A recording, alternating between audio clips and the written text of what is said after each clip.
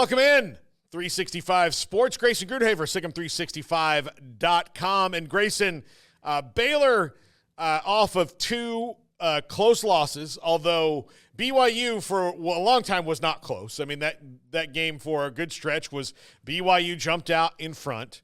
I think the morale on this team is better than it was a year ago in these same situations, and that's kind of clear.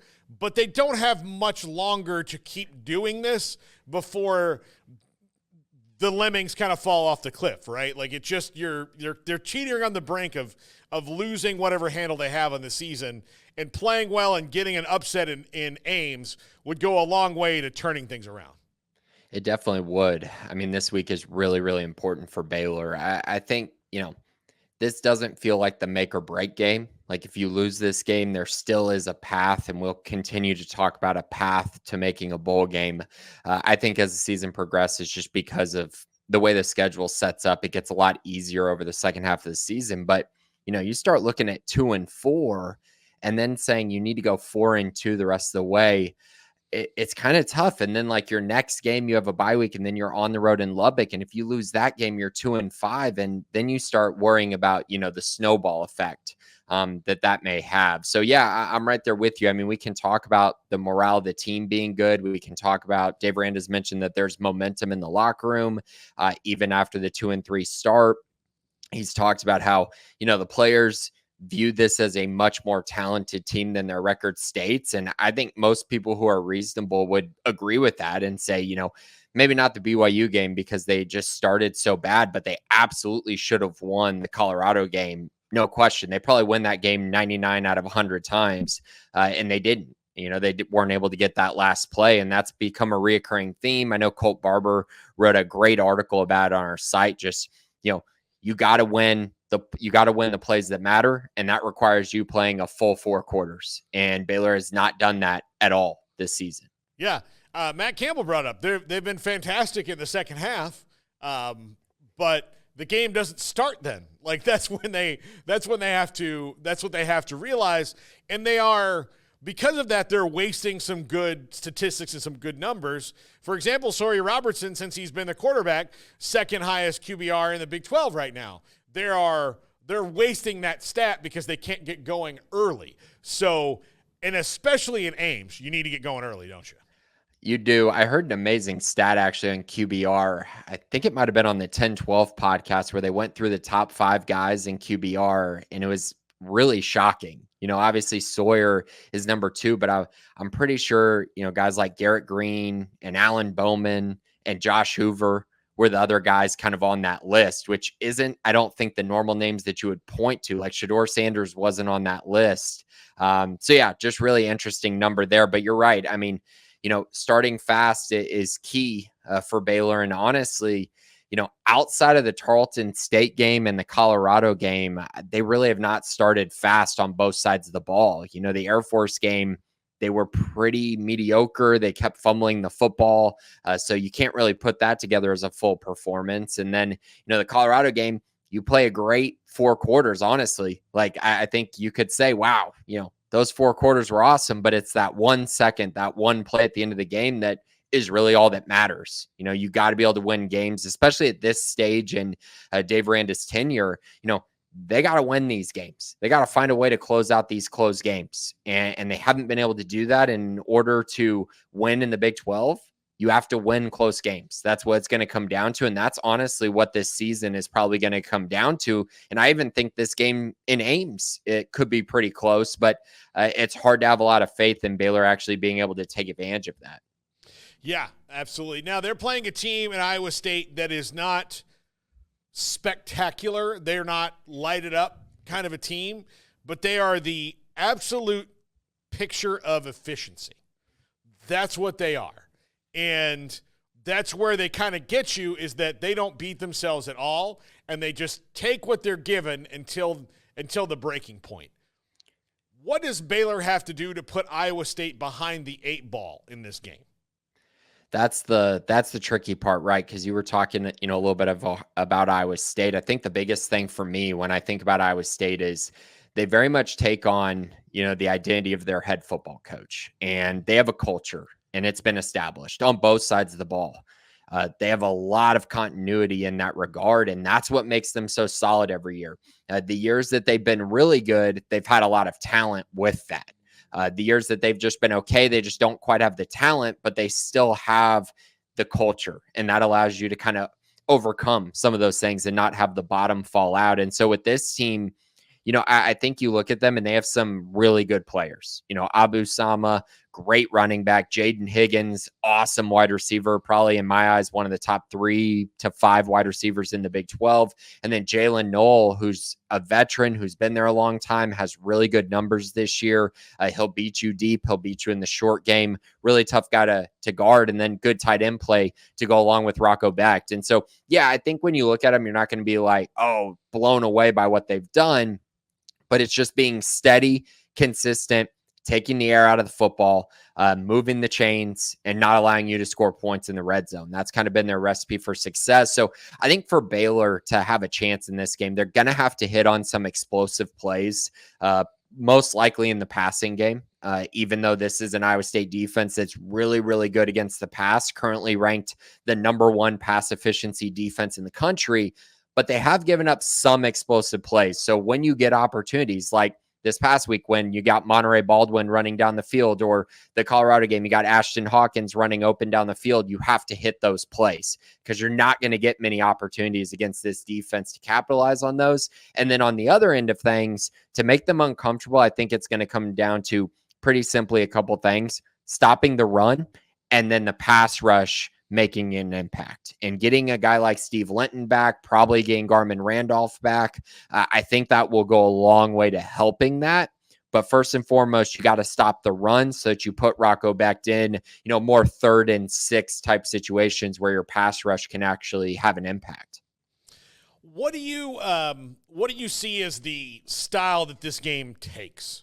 With being up there in Ames, Baylor has classically not played great in Ames historically. Whether Iowa State's been good or bad, whether they've been good or bad, it's just a tough place for them historically to be, and that's true for everybody, but Baylor in particular has suffered some of the most, like the ones where, especially some of those times where it could have been a momentum game for them. They lose in Iowa State and it just doesn't get back on the track. Or, we had Ahmad Dixon on the show yesterday. They had that one game at Iowa State that we thought kind of ended that season, and then all of a sudden they come back and win the Holiday Bowl, just destroying UCLA that year, and that was the game that found them. How do you see the style of this game going? Right. Dave Aranda's been pretty competitive when he's gone to Ames with most of his teams. They've been pretty competitive. I think that, in general, I think when I first looked at this game, I was kind of thinking that this would be a low scoring type game, both defenses kind of dictating pace. And I still think that's where I'm at. The over-under, I think, is at 44.5. I currently have it as a 40-point total at the moment. And so I do think it's going to be under, and I think both these defenses are going to play well. But, I thought that in the BYU game as well. And then that ended up being, kind of a shootout just because of what happened in the first half. And so things could get a little funky. I could see that. Maybe Iowa State opens up their offense a little bit, takes more shots, plays a little faster than they have played so far this year, as I believe they haven't really shown everything that they probably have in store because they've really only played one competitive game against Iowa. And so I think we might see some differences there. And if that does happen, that could lead to some more points. That could lead to a higher scoring outcome. But in general, I think Baylor probably wants to play this game low scoring. And I think Iowa State does as well. I think that's where these two teams probably feel most comfortable. So we'll see. We'll see how that kind of unfolds. I'm very curious about it, though, because I think both these offenses have intriguing pieces that could lead to some points. But I also think they're both so built on the defensive side. And so far this year, both have shown, a lot of strength in that regard. Baylor a little more inconsistently against a harder schedule, whereas Iowa State has been, really solid on defense all year, like borderline elite, even though I don't think they've played a great schedule up to this point. Obviously, there's going to be some questions around Dave Aranda right now and his job security because they're 2-4, and it hasn't gone well, and it feels at times like a repeat of things that have gone on in the past.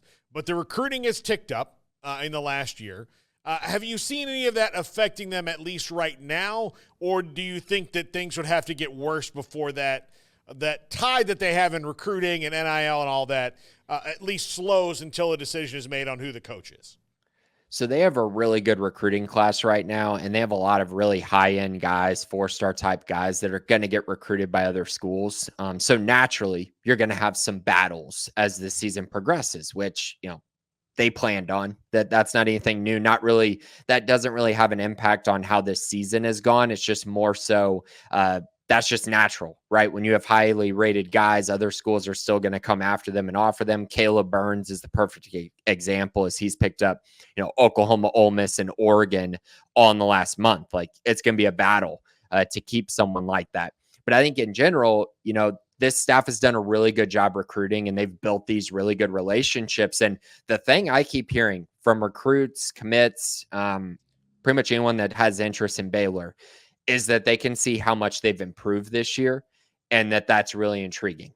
And on the other side of that, the facility is the other part where, these guys are coming to visit and they're getting to see this brand new facility and envisioning themselves, being able to grow and develop there, and seeing you go to these other schools and you look at their facilities and they're like, oh, it doesn't really match up to what Baylor has now. And so that's become a real recruiting tool, especially since it's brand new, just opened.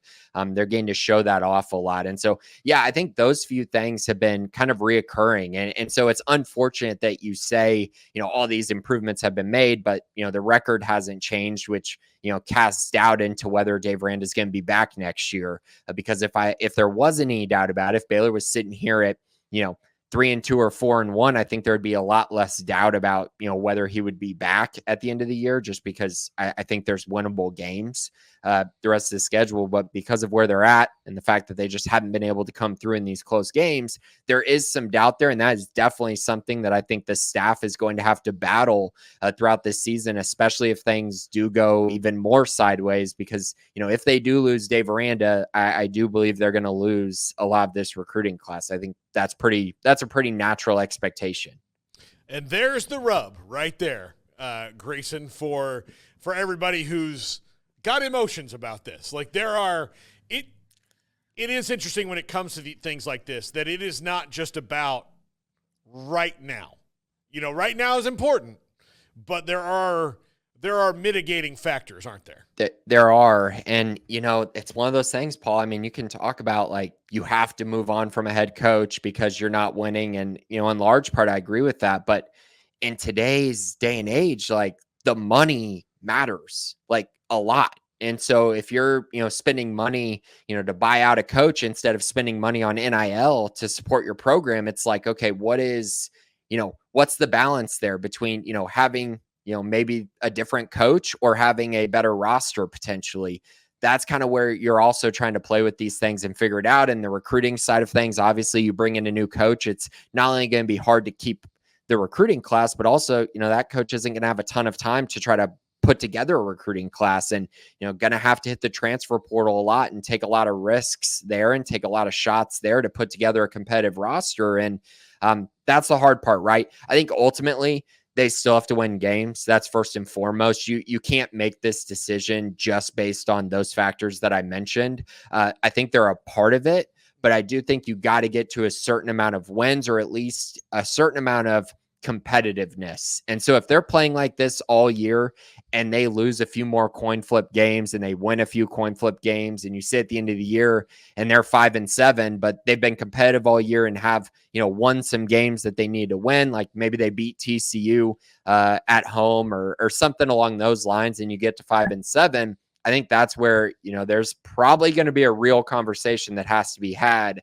on what to do and what matters most and what direction this program needs to go.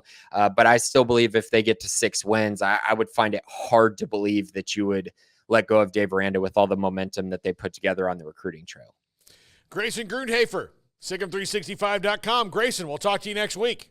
Thanks, guys. Appreciate it. All right, that's Grayson Grundhoefer, Sic'Em365.com. We've got so much more coming your way, including Peyton Soysher rankings right now. Go ahead and start dropping those picks in the chat of who you want him to look up rankings-wise. Drop them right now. We'll throw them on to Peyton, and he will run them through the machine and we'll get those. That's all coming up on 365 Sports.